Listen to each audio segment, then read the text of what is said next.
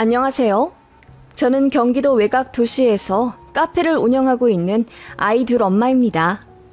처음에 막막하기만 했던 카페도 개업 3년 차 넘어가니 익숙해지고 인터넷으로도 판매를 시작하니 매출 이익이 크게 늘어 요즘은 한 달에 순수익 700만 원에서 800만 원 정도 번답니다. 알바생 1명 고용하고 저는 거의 평일에만 일하니 주말에 아이들과 함께할 시간도 있고 돈도 버니 참 행복합니다. 물론 이렇게 되기까지 친정에서 큰 도움을 주셨어요. 감사한 마음을 늘 지니며 살고 있습니다. 카페를 창업하면서 친정이랑은 더욱 돈독해졌는데 시댁이랑은 사이가 완전 소원해졌어요. 아니, 거의 연락을 안 하고 산다고 봐야죠. 지난 명절에도 안 갔으니까요. 이혼한다고 난리친 이후로는 제가 안 가도 시댁에서 딱히 터치 없으세요. 남편도 저에게 며느리돌이 바라지 않고 그냥 이대로만 평화 유지하길 바라는 모양이에요. 이렇게 될 수밖에 없었던 참 기막힌 일이 있었답니다. 남편은 여동생이 있는 장남입니다. 신우는 남편보다 2살 어리고 저랑 동갑이에요. 곧 죽어도 저에게 새언니라고 부르지 않더군요. 항상 옳게 하고 저를 불렀습니다. 제 나이가 지금 30대 후반인데 신우는 결혼하지 않았어요. 그리고 자리도 못 잡아 다니는 회사가 자주 바뀌는 편이었습니다. 지역 이동도 어찌나 자주 하는지 분명 몇 달 전까진 서울에 살고 있었는데 명절에 만나 이야기해보면 부산에 가 살고 있다고 하더라고요. 그리고 그 다음 명절에는 대구에 가 있기도 했고요. 그런 식으로 종잡을 수 없는 사람이었고 워낙 실증을 잘 느껴 그런지 남자도 오래 못 만나더라고요. 저 결혼할 때까지만 해도 신우도 만나던 남자와 결혼 준비를 하는 것 같았는데 파혼하고 한동안 남자 안 만나는 것 같더라고요. 그런 신우를 어머님은 늘 딱하게 여기고 눈물 지으셨습니다. 에휴, 불쌍한 우리 딸. 운 안 좋아서 대학 한번 미끄러지더니 인생이 안 풀리네. 그때는 지 좋다는 남자도 있었는데 그놈이나 잘 잡아서 결혼시킬 걸 그랬나 봐. 걔가 지금 세무사인지 뭔지 하고 있다던데 그런 놈한테 시집 갔으면 지금 고생 안 하고 떵떵거리며 잘 살 텐데. 어머님은 그렇게 신우의 지난 날을 회상하며 신우가 운이 안 좋아 일이 안 풀린다고 하셨습니다. 그런데 대학에 아깝게 미끄러진 것도 아니고 신우는 원래 공부 안 하던 날라리였고 전문대 넣으면 붙었을 텐데 마음에 드는 과가 없다고 해서 그냥 대학 진학 안 하고 바로 알바했다고 들었어요. 그마저도 서너 달 하다 관두길 거의 10년 했다고 했고요. 대학도 안 갔는데 이렇다 할 경력도 없으니 취직하기 더 어려워지는 건 당연한데 어머님은 그걸 운이 없다고 표현하시더라고요. 게다가 자꾸 세무사 남자 이야기를 꺼내시는데 제가 그 얘기를 정확히 알아요. 신우를 좋아한 게 아니라 신우가 그 남자를 좋아했었어요. 그래서 고백을 했는데 까였고 신우가 오기가 생겨 딱 일주일만 사귀어보자고 했는데 그걸 그 남자가 응했나 봐요. 혹시나 해서 사귀어봤는데 역시나 신우가 별로인 걸 알고 일주일 조건 딱 되자마자 헤어지자고 했는데 신우는 세상 슬픈 시련 겪는 사람처럼 몇 달을 울고 불고 했다더군요. 그게 거의 20년도 다 되어가는 이야기인데 하도 남자가 없으니 어머님도 그 사람 얘기를 자꾸 꺼내며 아쉬워하시는 것 같았어요. 너무 당황스러웠지만 어머님의 신우 걱정이 대단해 보였기에 쉽사리 얘기를 꺼낼 수가 없었습니다. 신우랑 저랑 동갑이니 저도 안타까운 마음에 직장이라도 한 곳에서 진득히 다녀보자고 했어요. 그렇게 안정적인 직업을 갖게 되면 소개팅도 들어오고 그러니까요. 그렇게 조언을 했더니 신우가 올케가 내 입장 되어봤어? 나는 안 맞는 사람이랑 1초도 같이 못 있어. 그리고 난 남 밑에서 일 못하는 성격 같아. 나한테 자꾸 지시하면 너무 짜증나더라고. 라고 하길래 제가 사회생활이 다 그렇지 않느냐, 남의 돈 받는 게 그럼 쉬운 일이겠냐고 얘기했더니 시어머니가 저 멀리서 저희 얘기를 듣다가 한 걸음에 달려와 제 등짝을 때리더군요. 아무리 그래도 네 신우인데 무슨 조언을 하고 그러니? 가뜩이나 둘이 동갑인데 올케인 네가 먼저 조심해야지. 기분 상할 이야기는 하는 게 아니다. 라고 저를 혼내시더군요. 그때가 저 결혼한 지 2년 정도 되었을 때였고 저는 임신 중이었어요. 뱃속에 아이도 있는데 신우한테 사회생활 조언했다는 이유로 등짝 맞으니 세상 서럽더라고요. 남편도 그 얘기 듣고 화가 나서 시부모님한테 대들고 싸웠다가 한 1년 시댁이랑 왕래 안 한 적 있습니다. 아예 안 보고 살 거라고 큰 소리 뻥뻥 치시더니 제가 아이 낳으니 손주 보고 싶어서 슬그머니 연락하시더라고요. 아무튼 그런 시댁이라 제가 정이 붙을 수가 없었습니다. 그리고 신우 때문에 자꾸 시댁에 돈을 들이게 되었어요. 참고로 시댁은 지방에 있는 현재 시세 1억 2천짜리 작은 아파트 하나와 아버님 연금으로 노후 준비를 끝내신 상태이고 아버님 연금이 그리 많지 않기 때문에 어머님도 환갑 다 되실 때까지 일을 쉬지 못하고 부업하시며 돈을 버셨어요. 아마 어머님마저 일 관두시면 두 분이 연금으로 사셔야 하는데 200만 원도 안 되기 때문에 많이 아끼셔야 하거든요. 그런데 어느 순간부터 매번 돈 없다 타령을 하시더라고요. 이상해서 자세히 여쭤보니 신우한테 월 70만 원씩 준다 하시는 거예요. 다 큰 성인한테 왜 아직도 용돈을, 그것도 70만 원이나 주냐고 남편이 물으니 신우가 꽤 오래전부터 일을 못하고 있는 상태라고 하더군요. 그때가 저는 둘째 아이까지 낳은 35살이었고요. 남편도 듣다 못해 답답해서 신우한테 직접 연락해 일 좀 하라고 잔소리 하더군요. 참고로 저희 결혼할 때 예단 문제 때문에 신우랑 남편이랑 크게 싸워서 사이가 별로 안 좋습니다. 양가에서 1원도 지원 안 받고 결혼하기로 합의한 상태였고 당연히 예물 예단도 다 생략하기로 결정했습니다. 둘 다 돈이 많지 않기 때문에 신혼집에 영혼까지 다 쏟아 부어야 했거든요. 그런데 신우가 아무리 그래도 자기는 가방 하나는 받아야겠다며 난리를 쳤어요. 저는 말도 안 된다고 했죠. 돈 아끼려고 양가 부모님들한테도 뭐 안 드리고 저도 예물 예단 안 받고 결혼했는데 신우가 뭔데 가방을 받겠다고 난리인지요.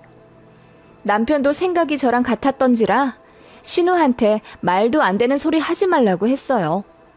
그랬더니 신우가 제 남편더러 벌써부터 여자한테 잡혀 살면 어떻게 하냐며 선 넘는 소리를 했더라고요. 그 바람에 남매 싸움이 심하게 났고 남편이 그 이후로 결혼 생활 내내 신우한테 개인적으로 연락 안 했어요. 그런데 신우가 일도 안 하고 연금 받는 부모님한테 돈 탔으니 이건 안 되겠다 싶어 남편이 오빠로서 개입을 한 거죠. 그런데 이번엔 어머님이 나서서 신우 쉴드를 치시더라고요. 네 동생이 이렇게 살고 싶어서 사니? 일도 안 풀리는데 어떻게 해 그럼? 2년 맞는 마땅한 회사가 없으니까 자꾸 관두는 것 아니야. 너는 오빠로서 네 동생한테 실질적으로 도움 준 적이 있기나 해? 용돈을 한번 줘봤어? 회사를 소개시켜줘봤어? 그 말에 남편이 다 큰 동생 용돈을 왜 주고 지 앞가림을 자기가 알아서 해야지 왜 자기가 취직을 시켜줘야 하냐며 따졌죠. 어머님은 울면서 그러셨어요. 네 동생 아무래도 앞으로도 결혼을 못할 것 같고 마땅한데 취직도 못할 것 같은데 니들 부부가 좀 걷어주고 살아야 할 판이다. 우리가 살면 얼마나 살겠니? 앞으로 20년을 살지 10년을 살지 모르는 일인데 제발 네 동생 좀 불쌍하게 생각해주고 잘해주면 안 되겠니? 정말 기가 차더라고요. 미성년자도 아니고 본인이 그렇게 살아온 삶을 저희더러 어쩌라는 건지. 저도 회사 다니는 거 쉽지 않았어요. 복지 좋은 대기업이나 공무원도 아니라서 아이 둘 낳고 육아휴직 눈치 보고 써가며 사무실 제자리 지키는 거 너무 힘들었다고요. 그런데 저는 뭐 쉽게 사는 줄 아시는지 자꾸만 저와 신우를 비교하며 쟤는 운 좋아서 편한 직장에서 오래 버틴 데다 남편도 있고 애도 둘이나 낳아 어엿하게 가정 이뤘으니 나중에 효도받으며 편하게 살겠네. 난 우리 딸만 생각하면 마음이 아파서 밥도 안 넘어간다. 라고 하시는데 정말 황당하더라고요. 그래서 시댁이랑은 웬만하면 한 끼 이상 안 먹고 시간을 오래 안 보냈어요. 시간이 길어지면 불쌍한 신우 인생 타령하시며 저희더러 좀 도와달라는 식으로 애절한 눈빛을 쏴대셨거든요. 그래서 저도 둘째 낳고 회사 관두게 된 상황이라 정말이지 제 코가 석자인 상황이었어요. 그래서 용돈은 꿈도 꾸지 말라고 시댁에 단호하게 이야기했더니 시무가 저에게 한동안 오래 삐졌습니다. 그러거나 말거나 신경 안 쓰고 있었죠. 그즈음 친정에서 오랫동안 골치 아프게 소송하고 있었던 땅 상속 문제가 해결되어 친정아빠 앞으로 3억 2천 정도 들어오게 되었습니다. 그래서 나중에 어떻게 될지 모르니 저랑 제 동생에게 미리 재산 증여 해주고 싶다며 1억 정도씩 주겠다 하셨죠. 나중에 주는 것보다는 지금 당장 돈들이 필요한 나이이니 현실적으로 빨리 해주는 게 낫겠다 판단하신 거예요. 너무 감사했습니다. 그래서 그 돈으로 집 대출 갚는 데 쓸까 하다가 더 늦기 전에 제 꿈을 위해 도전해보고 싶었습니다. 남편도 그리하라 밀어주었고요. 저는 회사 다니면서 바리스타 자격증을 땄고 제과 제빵에 관심이 무척이나 많았어요. 그래서 꼭 베이킹 카페를 운영해보고 싶었습니다. 친정에 말씀드리니 카페 차리는데 도움을 주겠다 하시더라고요. 제가 사는 곳이 경기도이긴 하지만 서울 인접한 땅값 비싼 곳도 아니라 도전하는데 크게 무리가 없어 보였어요. 그래서 집 근처로 목 좋은 곳 잘 탐색해 본 후 보증금 5천에 월세 50만 원짜리 1층 상가를 계약해 카페를 차렸답니다. 친정 부모님께서 가게 집기 구입하는데 도움을 주셨고 보증금도 빌려주셨어요. 그래서 도합 8천 후반 도와주셨네요. 너무 감사했어요. 그렇게 저는 카페 사장님이 되었네요. 커피 위주가 아닌 베이커리 맛집이 되고 싶었고 인터넷으로도 판매하려고 루트를 많이 고민했습니다.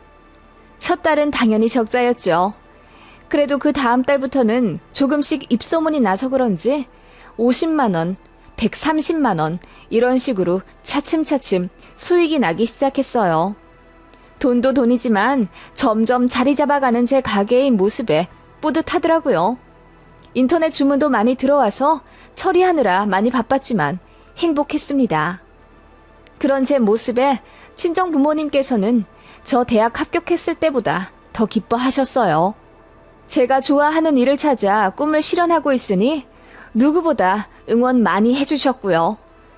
남편도 집안일 열심히 하고 애들 잘 보는 걸로 저를 격려해 주었네요. 시댁에서도 관심을 많이 가져주시더라고요. 특히 시어머니가 저 창업 초창기부터 하나부터 열까지 꼬치꼬치 다 캐물어 보시더군요. 보증금부터 월 관리비, 사업자 등록, 재료 사입 같은 것까지 아주 세세하게요. 신우도 카페 차리는 것에 관심이 있어서 저 하는 것 보고 괜찮으면 하나 차려주고 싶다 하시더라고요. 그래서 도움 되시라고 자세히 알려드렸습니다. 그랬더니 돈이 이렇게나 많이 들어가는 줄 몰랐다며 난감해 하시더라고요. 그래서 보증금 제외하면 그렇게 많이 들어가는 것도 아니고 만약 망하게 되면 중고로 팔 수 있으니 나쁘지 않다고 설명도 해드렸죠. 그렇게 제가 한 1년 정도 운영하는 동안 어머님이랑 신우가 제 가게에 서너 번 찾아왔네요.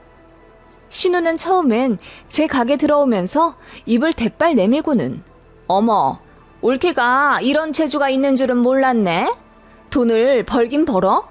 괜히 일 벌렸다가 망하면 우리 오빠만 고생인 거지. 올케가 좀 잘해야겠어.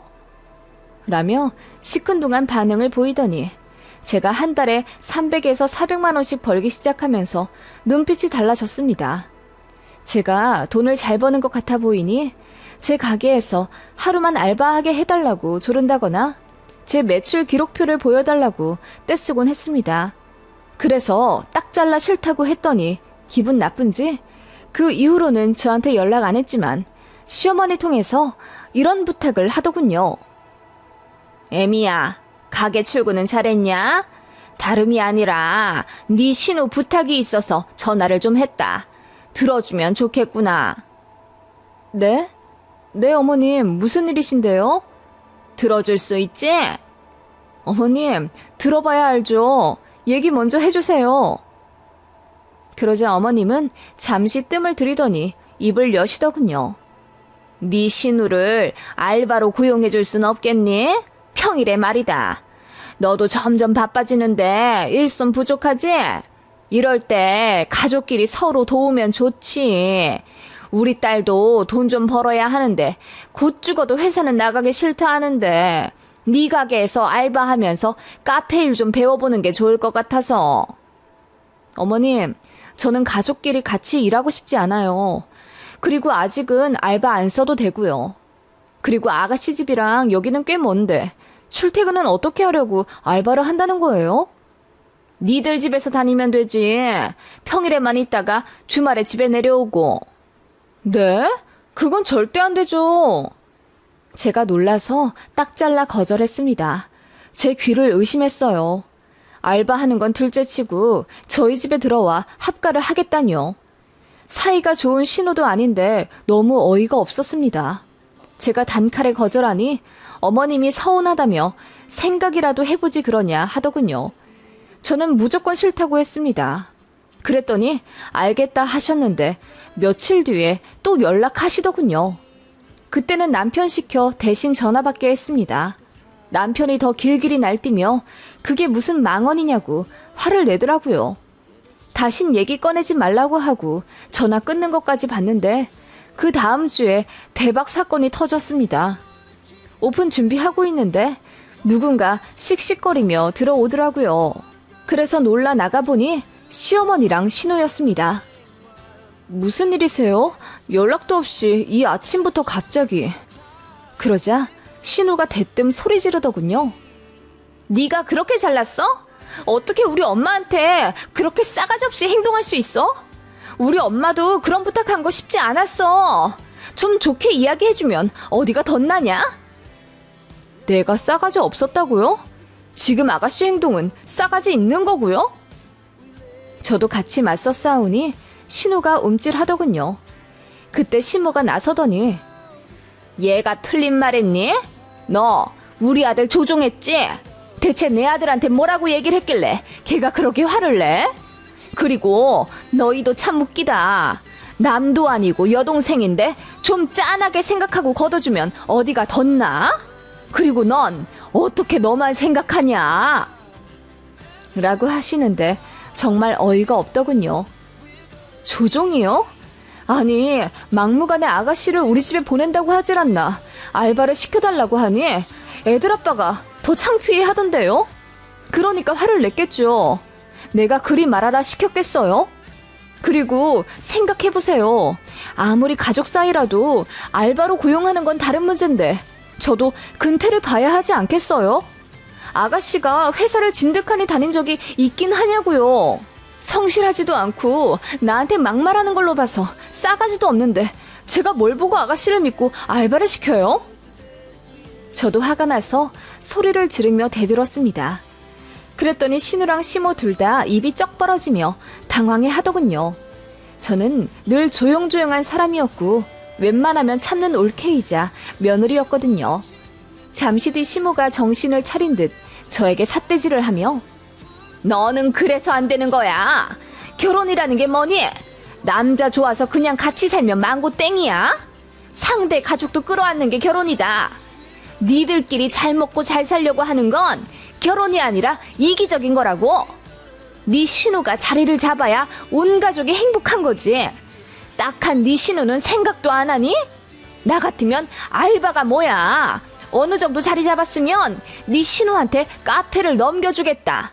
너는 얼마든지 회사 다시 취직할 수 있잖니. 누가 봐도 네 신우 사정이 더 급한데 어쩜 너만 생각하니? 그 말에 저는 어안이 벙벙해 머리가 띵하더라고요. 신우에게 제가 왜 카페를 넘기죠? 어이가 없어서 웃음이 나오더라고요. 제 친정에서 이 카페 차리는데 도움 준 거 아시고도 그런 말씀이 나오세요, 어머님? 그러자 어머님이 잠시 잊었다는 듯 당황해 하시더군요. 아니, 그래 뭐 사돈댁에서 도와주신 건 감사하지만은 나도 내 딸 걱정이 되니까. 그러자 신우가 지고 싶지 않은 듯. 아니, 그래서 뭐 우리가 이 가게를 달라고 했어? 그냥 우리 엄마가 너라면 그렇게 하겠다는 거잖아. 라고 하길래 저도 소리를 빽 질러버렸습니다. 야, 너 자꾸 나한테 너너거릴래? 이게 어따 대고 자꾸 근본 없이 너너거리고 있어. 그러자 신우랑 시모가 일동 얼음이 되어 아무 말 못하더군요. 네가 자리 못 잡은 게 내 탓이야? 네가 의지가 없는 걸 나더러 뭐 어떡하라고. 그리고 그렇게 키운 어머님 잘못도 커요. 난 이 집에 시집온죄밖에 없어요. 어머님 말씀대로 남편 가족까지 끌어안는 게 결혼이라 생각해서 개념 없는 신우한테도 꼬박꼬박 아가씨 불러가며 잘해줬고요. 제가 시댁에 못한 게 뭐가 있어요? 네? 있으면 당장 말하세요. 이혼해드릴 테니까. 그 말에 시모가 안색이 파리해지며 이런 일로 무슨 이혼까지 하냐며 저를 말리더군요. 저는 다 필요 없으니 애들만 데리고 살면 된다고 으름장을 놓았습니다. 신우도 제가 이혼 얘기까지 할 줄은 몰랐는지 당황해서 한 걸음 뒤로 물러나더군요. 저는 그런 신우 얼굴에 삿대질을 하며 계속 얘기했죠. 야, 그럼 우리 엄마 아빠가 나 잘 먹고 잘 살라고 카페 차려줬지 싸가지 없는 신우 거두라고 도와주셨겠냐? 생각을 해봐. 너라면 너 같은 알바 고용하겠냐고. 얼마나 힘들게 자리 잡은 카페인데 내가 미쳤어? 여기저기 그만 빌붙고 살아. 한심한 인간아. 저는 참았던 말을 모두 쏟아냈습니다. 그리고 어머님한테도 소리쳤죠. 카페에 대해 물어보셨던 이유가 그거였어요? 저더러 카페 신우한테 넘기라고요? 무서워서 이 집안 며느리로 더 못 있겠네요. 어머님이야말로 이기적인 거죠. 어머님 자식만 자식이에요? 네? 아니, 나는 너도 가족이라고 생각하고 그런 거지. 가족끼리는 원래 콩 한 쪽도 나눠 먹는 거니까. 어머님 그 말에 너무 어이가 없어서 제가 푸하하 웃어버렸습니다. 어머님, 저는 시댁에서 콩 한 쪽 나눠준 걸 본 적이 없는데 뭘 저한테만 나눠달라는 거예요? 이게 어머님이 말씀하시는 가족이에요? 갑질 아니고요? 저는 목에 핏대를 세우며 시모에게 퍼부어 버리고는 바로 빗자루를 휘둘러 시모와 신우를 내쫓았습니다. 경찰 부르기 전에 빨리 나가라고요. 그랬더니 신우는 금방이라도 울음이 터질 것 같은 벌개진 눈으로 시모를 잡고 나가더군요. 상처를 받든 말든 내가 알 바 아니었습니다. 저는 바로 남편한테 전화해 자초지종 다 이야기했고 이제 시댁 더는 못 갈 것 같으니 남편들어 정하라고 했어요. 이혼할 건지 말 건지요. 그랬더니 남편이 바로 사과하대요. 저는 남편이 혹시라도 왜 자기 엄마랑 동생한테 그런 식으로 이야기했냐며 타박하면 바로 이혼 감행할 작정이었거든요. 남편은 저에게 정말 미안해했고 또 창피해했습니다. 쥐구멍이 있다면 들어가고 싶은 심정이라고 했고요. 저는 다신 시댁 안 간다고 했어요. 전화도 안 할 테니 자식 노릇은 혼자 하라고 했죠. 남편도 알겠다고 했습니다. 그 이후로 시댁이랑 완전 연 끊었네요. 지금 2년째인데 너무 행복합니다. 어머님이랑 신호 망언 들을 필요가 없어서 귀가 상쾌하고 명절이나 어버이날 전에 시댁 갈 생각에 항상 심란했는데 이제 그럴 필요 없어서 좋네요. 제 가게 정신없이 운영하니 시댁 생각에 우울해할 시간도 없고요. 시모에게는 몇 번 연락이 왔었어요. 처음에는 저더러 너무하다고 당장 사과하러 오라고 장문의 카톡을 보내셨더라고요. 남편한테 바로 보여줬죠. 어머님이 사과하러 오셔도 모자랄 판에 내가 가야겠냐고 하니 남편이 아무 말 못하더군요. 그 이후로도 몇 번 전화가 왔지만 제가 다 쌩 깠습니다. 그랬더니 몇 달 전에 미안하다고 문자 오더군요. 답장은 안 했고요. 그냥 이대로 살고 싶습니다. 저희 시어머니랑 신우 같은 경우 보셨나요? 저는 창피해서 어디다 말하지도 못하겠네요. 그래도 마지막에 신우한테 다 퍼붓고 끝나서 얼마나 속 시원한지 몰라요.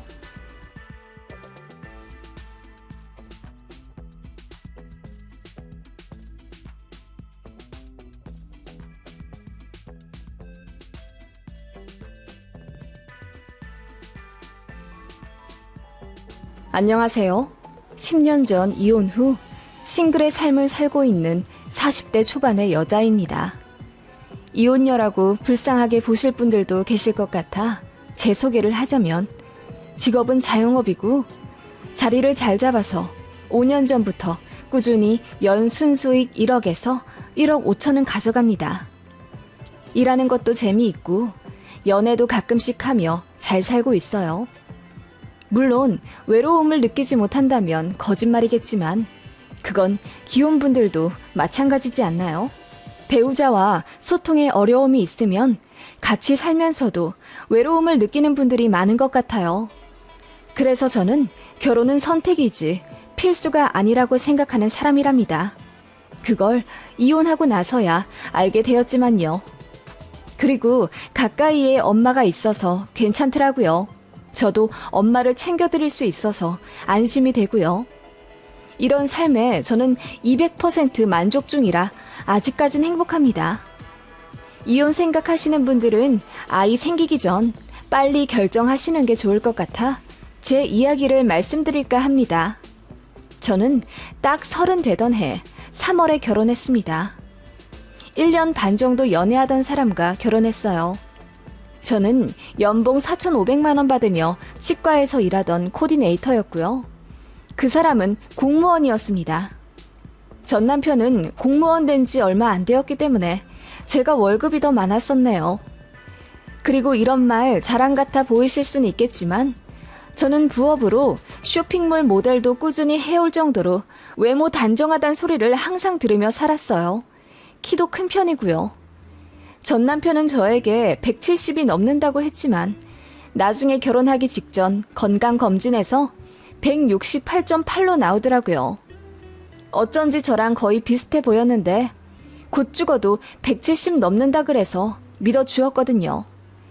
아무튼 키도 작고 외모도 솔직히 별로인 사람이었습니다. 그런 사람과 결혼을 결심한 건 너무너무 자상한 성격 때문이었어요.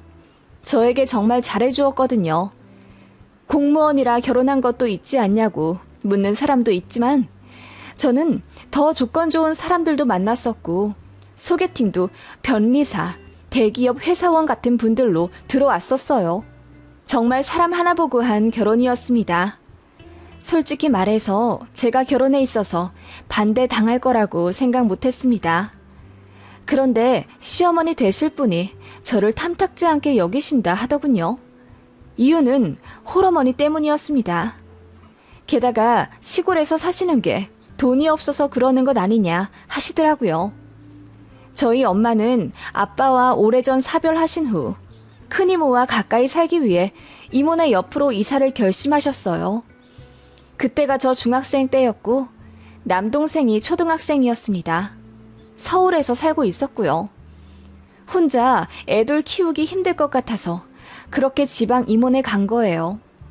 엄마는 당시 전업주부셨는데 몸이 좀 안 좋으셔서 일을 못 하셨어요. 지금 생각하면 우울증 아니셨을까 싶은데 아무튼 그러한 사정으로 아빠의 유산을 생활비로 쓸 수밖에 없었습니다. 돈은 한정적이지 저희 남매는 학원비다 용돈이다 돈이 자꾸 나가지. 나중엔 생활고를 겪게 되어 집도 팔고 전세로 바꿨습니다. 분명 엄마가 집주인이었는데 어느 순간 보니 저희는 세입자가 되어 있더라고요.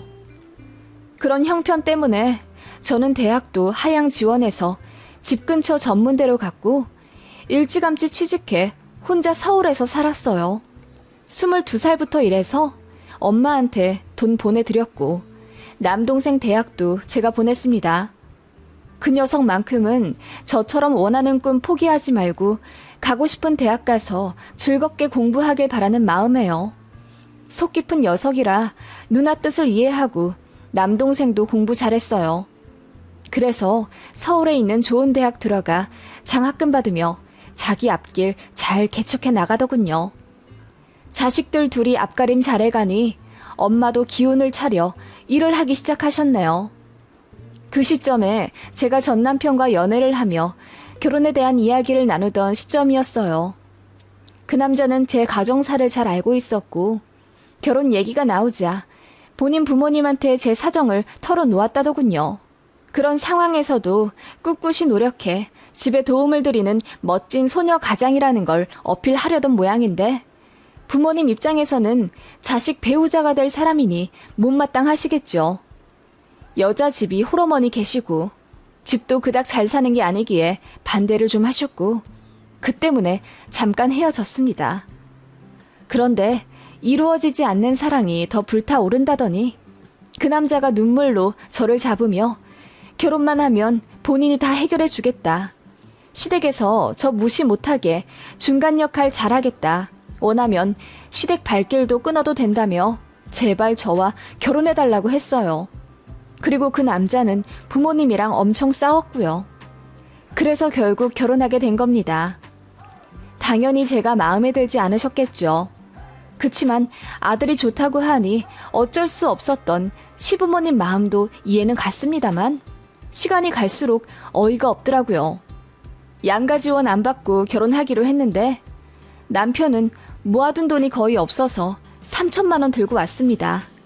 저는 9천짜리 전세 보증금 빼고 모아둔 돈 다 합쳐보니 1억 2천이 있었고요. 제가 남자보다 4배나 더 많이 들고 시집 온 거예요.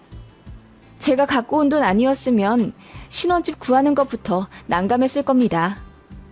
그리고 시댁은 본인 아들이 공무원인 것에 자부심이 엄청났습니다. 우리 아들 공무원이잖아. 요즘 같은 시대에 철밥통이 얼마나 중요한지 알아? 나중에 연금 따박따박 받으며 살 텐데 부인만 좋지 뭐. 난 우리 아들 너무 아깝다. 라고 하시더군요. 당시 남편은 월급이 200만 원 극초반이었고 저는 350만 원 넘게 받고 있었는데도 제 앞에서 그렇게 말을 하시더라고요. 그리고 당시 저희 엄마 집이 전세이긴 하지만 대출은 없었습니다. 당시 시세 1억 7천짜리 아파트였고 엄마는 꾸준히 일도 하고 계셨어요. 국민연금도 성실하게 납부하셨고요. 그런데 저에게 친정집이 전세냐 매매냐 물어보시더니 아직도 전세를 사시면 어떡하니? 더 보금자리 장만에 노력을 하셨어야지. 라고 하시더군요. 하도 당당하게 말씀하시길래 저는 시댁은 당연히 자가로 살고 계신 줄 알았습니다. 그런데 알고 보니 시댁도 2억짜리 전세더라고요.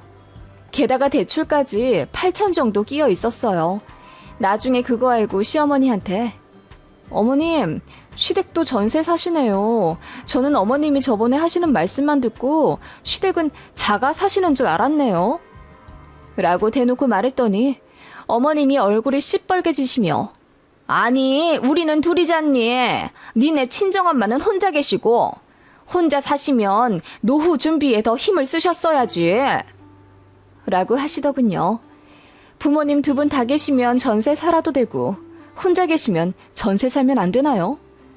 시어머니는 이상한 논리를 펼치며 제 친정을 그렇게 까내렸습니다.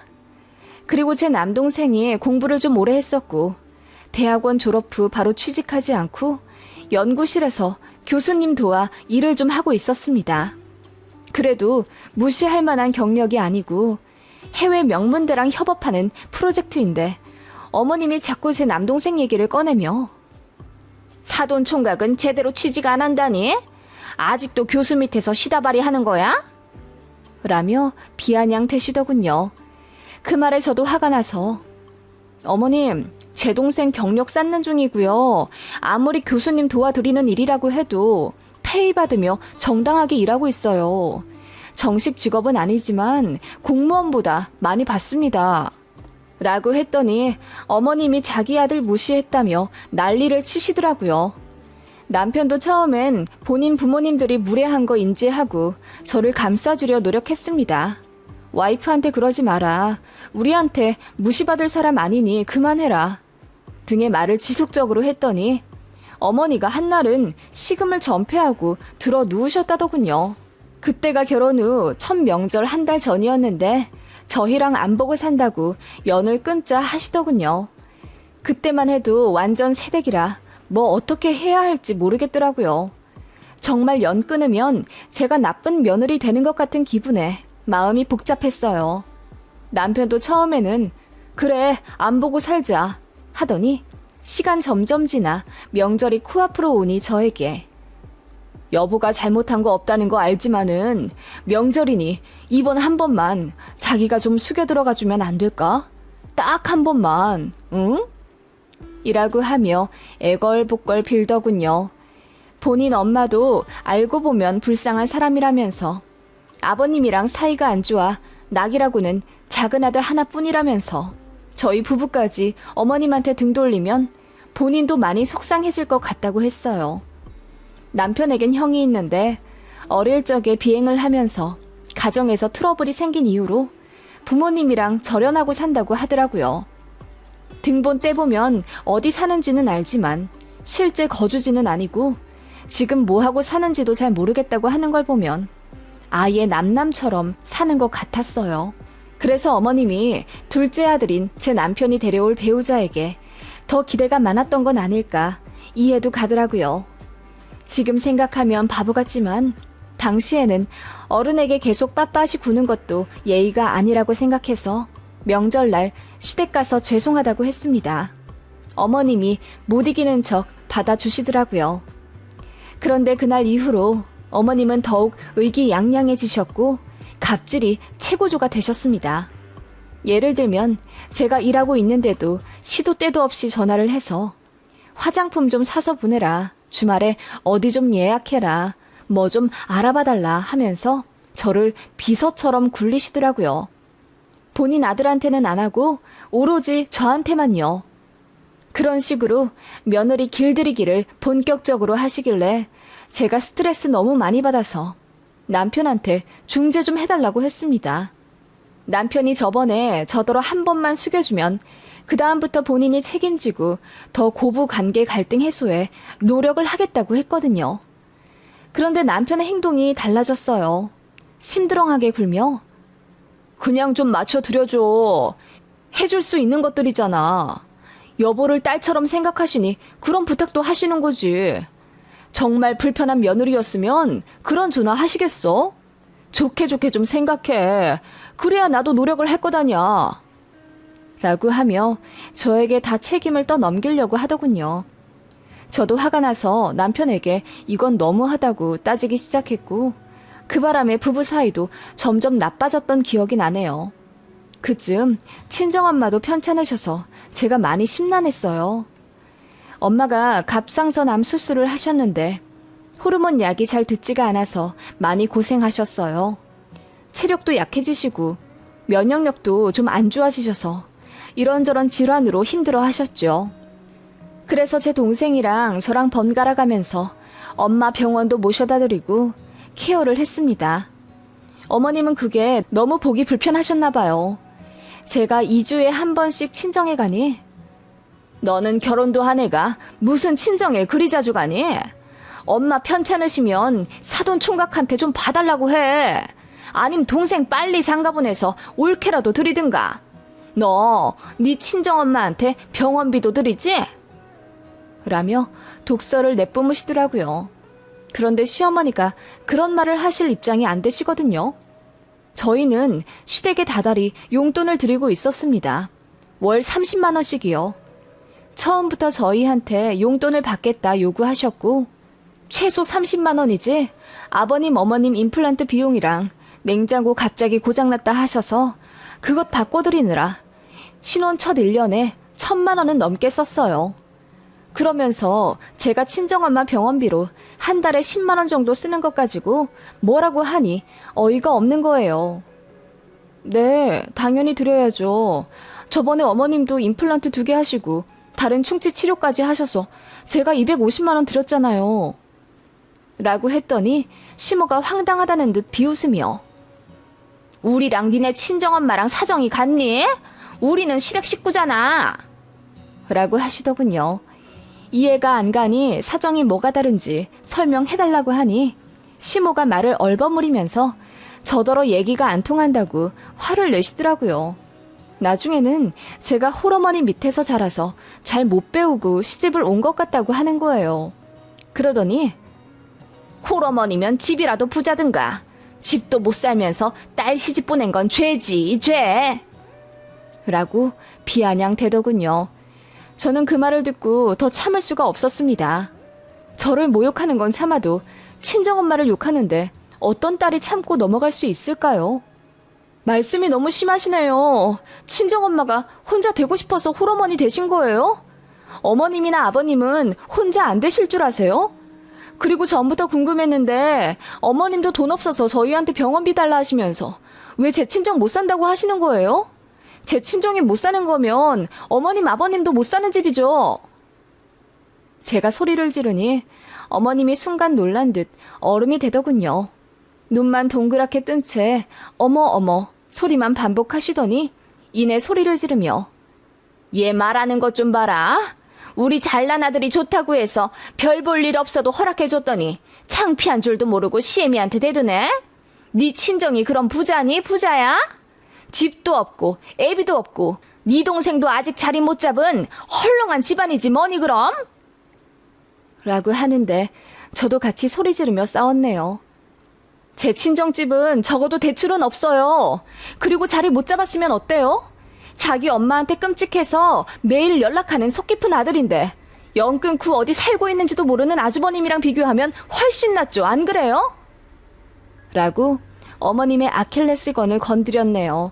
그러자 어머님이 눈을 크게 뜨시며 충격받은 듯 한동안 아무 말 못하시더니 엉엉 우시더군요. 저더러 천벌받을 년이라고 욕하면서 핸드폰 들어 제 남편한테 전화를 하더군요. 그리고 큰아들이랑 연 끊고 사는 거 알면서 제가 상처를 후벼 팠다고 며느리 무서워 죽겠다 하시는 겁니다.